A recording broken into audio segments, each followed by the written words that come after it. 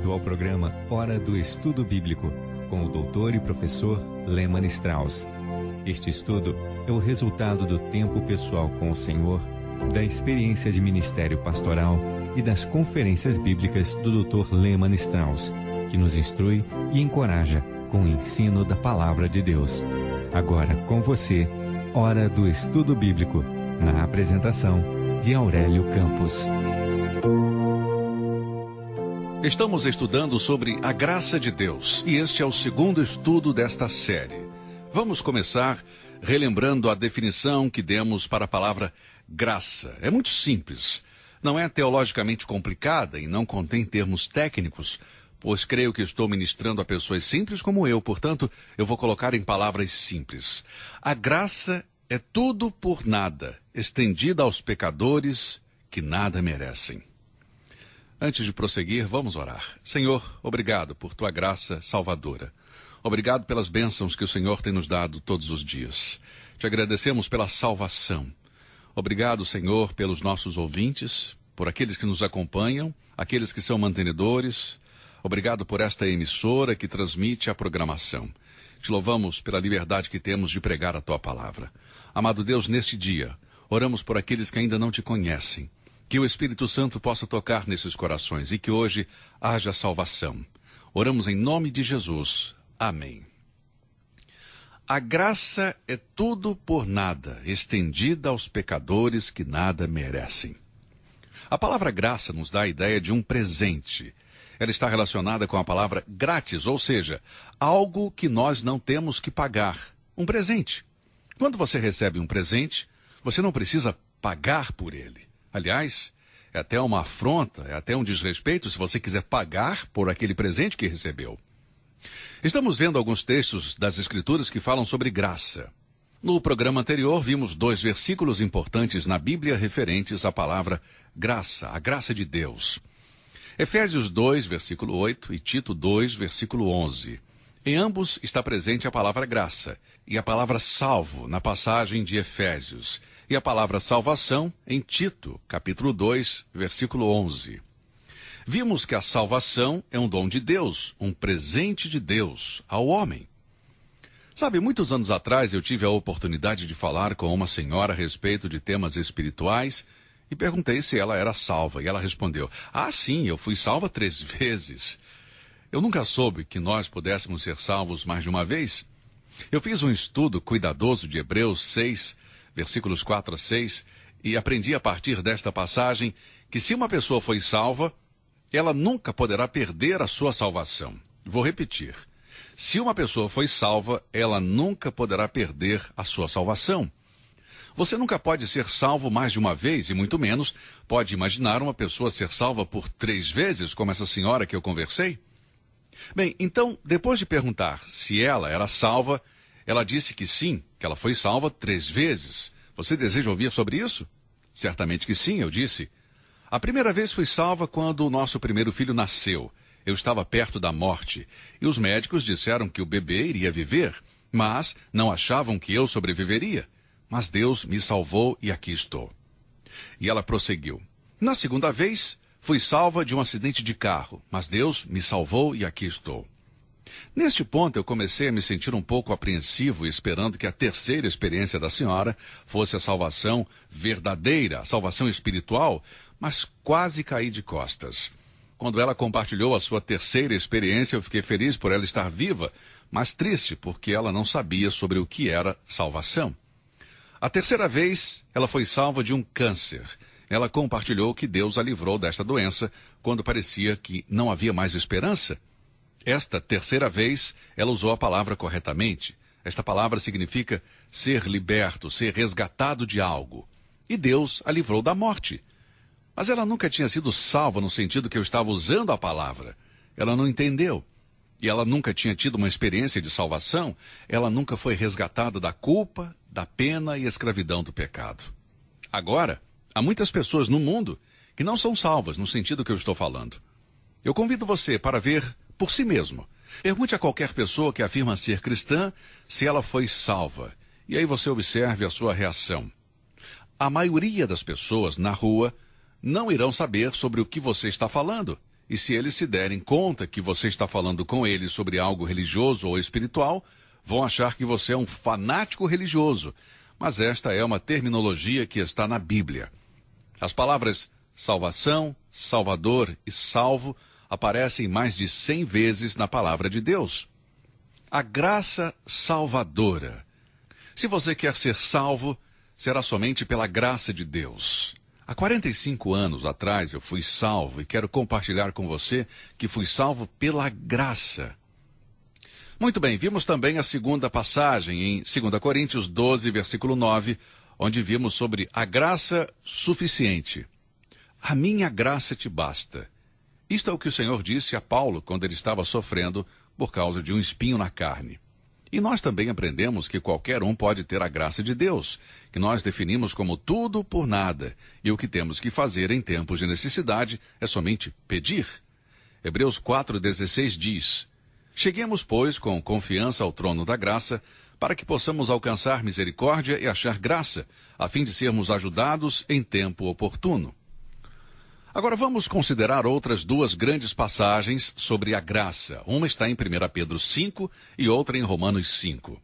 Vamos ver sobre graça para permanecer firme.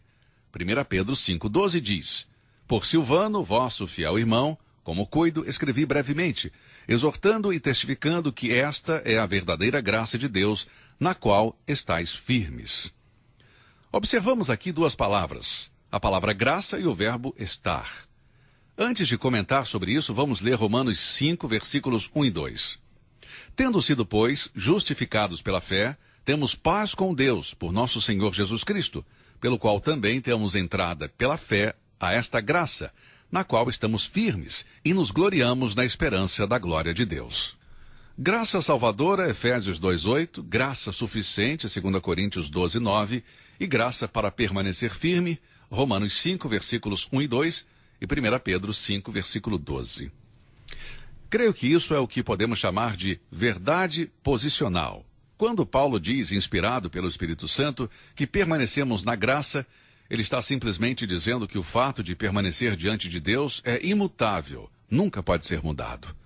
Somos salvos pela graça e permanecemos na graça.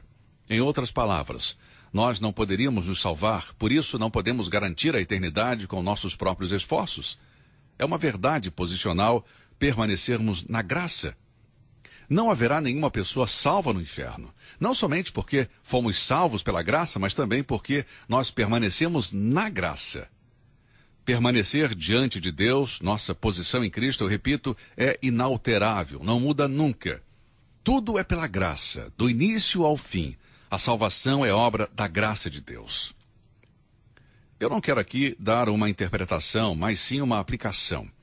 É preciso lembrar que no estudo da Bíblia há uma diferença entre a interpretação e a aplicação de qualquer passagem. Existe apenas uma interpretação primária em qualquer versículo da Bíblia. Nenhuma passagem das Escrituras pode significar duas coisas em sua interpretação primária. Ela tem somente um significado. Mas pode haver várias aplicações espirituais. E o que eu vou fazer aqui é pegar esse pensamento sobre graça para permanecer e aplicá-lo às nossas vidas. Vamos agora olhar na Bíblia as 5 vezes onde a palavra permanecer aparece. Eu quero que você veja como podemos tirar infinitos recursos da graça de Deus para permanecer nos dias em que devemos permanecer firmes. Eu quero começar com Gálatas, capítulo 5. Gálatas, capítulo 5. Os Gálatas haviam retornado ao legalismo. Muitas vezes nós, os cristãos, nos tornamos legalistas, e este legalismo é dirigido a outra pessoa. Vemos um cristão professo fazendo algo que achamos que não se deve fazer, e então nós o julgamos como mundano. Geralmente, para nós, algo mundano é o que outro cristão faz e que nós não fazemos, e assim julgamos e nos tornamos legalistas. Nós determinamos a espiritualidade da pessoa de acordo com a maneira de andar ou vestir, pelo comprimento do cabelo, ou por se vestir conforme a moda. Bem, é verdade que a modéstia e a decência devem fazer parte da pessoa espiritual, principalmente entre algumas mulheres cristãs. Eu não vou ser legalista sobre isso, mas muitas vezes, muitos de nós nos tornamos legalistas em algumas áreas. Os cristãos na província da Galácia tornaram-se legalistas, e Paulo escreve para eles no capítulo 5. Lembre-se que estamos falando sobre a graça que permanece, e estamos selecionando 5 passagens da Escritura, onde o cristão é chamado a permanecer firme. Gálatas 5, versículos de 1 a 4 diz: Estais, pois, firmes na liberdade com que Cristo nos libertou, e não torneis a colocar-vos debaixo do jugo da servidão. Eis que eu, Paulo, vos digo que, se vos deixar de circuncidar, Cristo de nada vos aproveitará. E de novo protesto a todo homem que se deixa circuncidar, que está obrigado a guardar toda a lei. Separados estáis de Cristo, vós os que vos justificais pela lei, da graça tendes caído. Devemos permanecer firmes na liberdade com que Cristo nos libertou. E se voltarmos a uma forma legalista de vida, como fizeram os judeus que confiaram em Cristo para a salvação, mas pensavam que deviam ser circuncidados, Paulo disse: isto é legalismo e não é necessário. Vocês têm caído da graça. Agora eu quero esclarecer uma coisa aqui. Preste atenção. Cair da graça não está se referindo à salvação.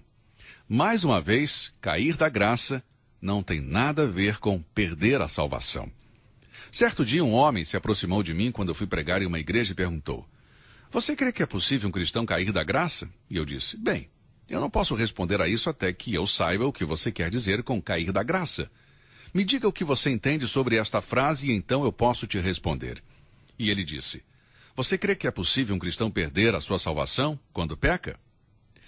Querido amigo, isto não é cair da graça.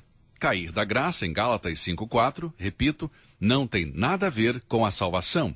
Refere-se a um cristão que voltou a ser legalista, acrescentando obras à sua fé como meio de salvação. Ele diz crer em Cristo, mas acrescenta algo a mais à sua fé, isto ou aquilo. Pode ser algo praticado por católicos romanos ou protestantes, não há diferença. Em outras palavras, acrescentar algo à fé em Cristo nos torna legalistas, e isso é o que eles estavam fazendo na Galácia. Eles estavam voltando para as formas e cerimônias judaicas, adicionando-as à sua fé em Cristo. Paulo disse que quando eles faziam isso, eles caíam da graça. Por isso, a exortação é para permanecer firmes na liberdade com que Cristo nos libertou. Amados, nós somos salvos pela graça e permanecemos na graça. Eu agradeço a Deus porque a certeza da minha salvação não está baseada em qualquer coisa que eu possa fazer, mas sim na graça de Deus. Eu fui salvo pela graça há 45 anos atrás e agradeço a Deus por isso. Estai, pois, firmes na liberdade com que Cristo nos libertou. Filipenses 4, versículo 1 diz: Portanto, meus amados e muito queridos irmãos, minha alegria e coroa, estai assim firmes no Senhor, amados. Rogo a Evódia e rogo a Sintique que sintam o mesmo no Senhor. Sobre o que Paulo está falando neste contexto? Bem, ele está se referindo a 2 mulheres na igreja em Filipos que aparentemente não se davam bem. Elas estavam brigando uma com a outra, como alguns cristãos fazem hoje em dia. Lembro-me de 2 mulheres de uma igreja onde fui pastor por mais de 3 anos. Elas eram cristãs. Eu tinha certeza da profissão da fé delas e creio que elas eram salvas, mas algo aconteceu. Uma pequena disputa familiar e as 2 mulheres não se falavam mais. Até que um dia eu fui na casa de uma delas e perguntei: Por que vocês se comportam desta maneira? Bem, ela disse: Na verdade, não é culpa minha, eu quero falar com ela, se ela quiser falar comigo. Bem, eu disse: Vamos na casa desta outra irmã, então. E as 2 mulheres se reconciliaram e compartilham de uma feliz comunhão até então.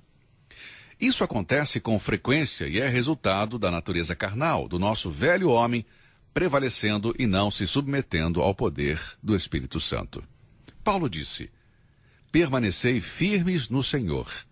Agora, isso não é possível quando há disputas. Como você se sentiria se o Senhor Jesus viesse e lhe encontrasse nesta situação? O que significa permanecer firme? Bem, é permanecer na graça. E não é fácil para alguns conviver bem com outras pessoas. Nossas personalidades nem sempre se dão bem. Eu tenho certeza que você vai concordar comigo que muitas pessoas não são fáceis de amar. Algumas parecem ter uma personalidade bastante desagradável, atitudes e palavras que nos incomodam. Bem, não devemos reagir negativamente com eles. Precisamos pedir a graça de Deus para amar e conviver com eles. Precisamos permanecer na graça, amigo. Temos acesso a esta graça na qual permanecemos firmes. Permaneçam na liberdade, não voltem ao legalismo, permaneçam em comunhão na família de Deus. Os cristãos não deveriam ficar discutindo. Eu tenho viajado muito através do nosso país e estive em mais de 1000 igrejas diferentes. Não estou me vangloriando disso. Eu quero apenas ilustrar algo. Amigo, posso dizer que é doloroso encontrar pessoas que se dizem crentes, mas não podem se dar bem uns com os outros. Temos divisões na igreja, divisões nas famílias. E aqueles que se dizem crentes realmente se comportam como pagãos. Isso não está certo. E se você estiver ouvindo o programa agora e tem problemas com irmãos ou irmãs em Cristo, você precisa da graça de Deus. Você precisa pedir perdão e se reconciliar com eles. Você pode dizer que foi salvo pela graça, mas, amigo, você não conhece na prática a graça de Deus. Confesse este pecado a Deus. Ligue para esta pessoa ou escreva uma carta, um e-mail para acertar as contas com ela. Isto é experimentar na prática a maravilhosa graça de nosso Senhor Jesus.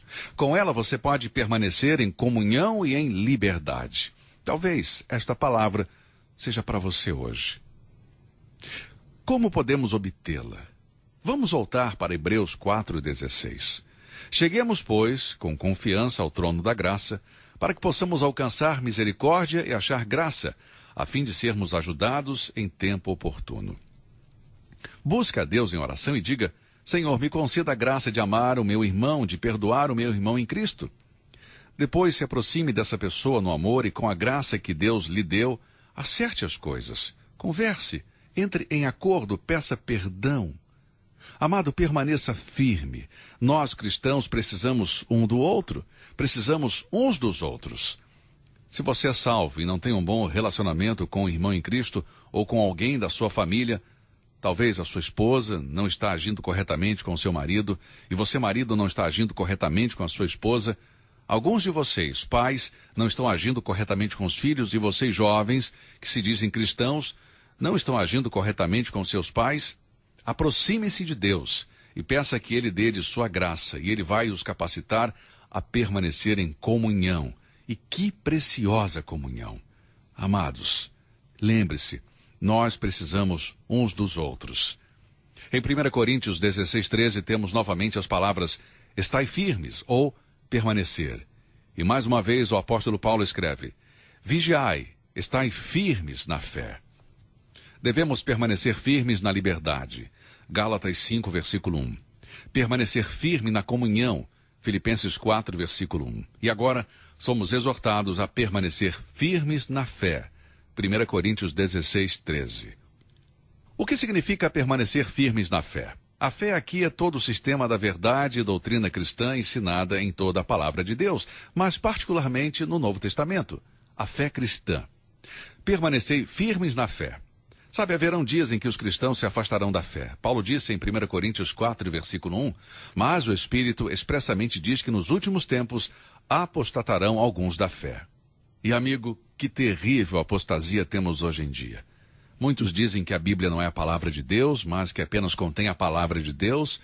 Líderes religiosos dizem que não importa se Cristo nasceu de uma virgem ou não. Alguns pregadores dizem que não importa se Cristo literalmente ressuscitou dos mortos ou não. Esta é uma negação de nossa fé cristã e as Escrituras dizem, estai firmes na fé. Para isso é necessário graça. É necessário graça para permanecer firme. Não devemos lutar, mas sim permanecer firmes.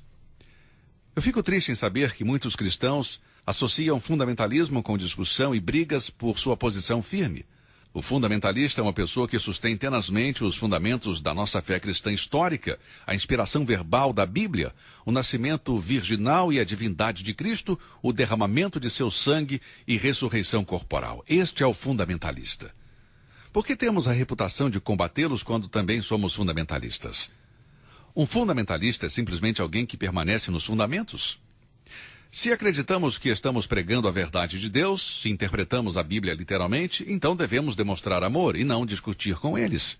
Ao mesmo tempo, devemos permanecer firmes. E quando digo permanecer firme, significa permanecer firmes, amigo.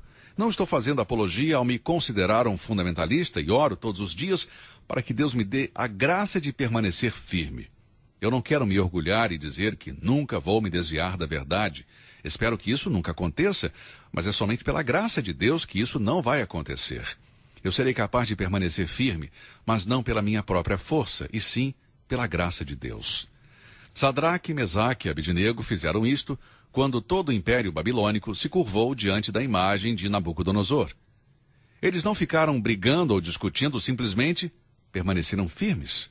Todos se curvaram diante da estátua, exceto estes 3 homens, porque permaneceram firmes na graça. E eles precisavam da graça para permanecerem firmes? Nós também precisamos da graça para permanecermos firmes. Se você se afastou da verdade, se aproxime de Deus agora e peça a Ele por sua graça. Hebreus 4,16 diz: Cheguemos, pois, com confiança ao trono da graça, para que possamos alcançar misericórdia e achar graça, a fim de sermos ajudados em tempo oportuno. Nós também precisamos da graça para permanecer em liberdade. Gálatas 5, versículo 1. Nós precisamos da graça para permanecer em comunhão, Filipenses 4, 1 e 2. Precisamos de graça para permanecer na fé, 1 Coríntios 16, 13. E também precisamos da graça para permanecer firmes nos fundamentos da verdade, 2 Tessalonicenses 2,16. Então, irmãos, estai firmes e retende as tradições que vos foram ensinadas. Que Deus nos dê da sua graça hoje, para que possamos permanecer firmes. Qual é a sua necessidade, querido amigo? Se você não é salvo, então se aproxime de Deus, e Ele lhe dará da sua graça salvadora. Se você está sofrendo, querido filho de Deus, volte-se para o Senhor, e Ele lhe dará a graça suficiente. Se você precisa da graça para permanecer em comunhão na família, na fé, na doutrina e em liberdade, então, achegue-se mais perto de Deus, e Ele lhe dará a sua graça para que você possa permanecer firme. Que Deus te abençoe ricamente. E até o nosso próximo programa.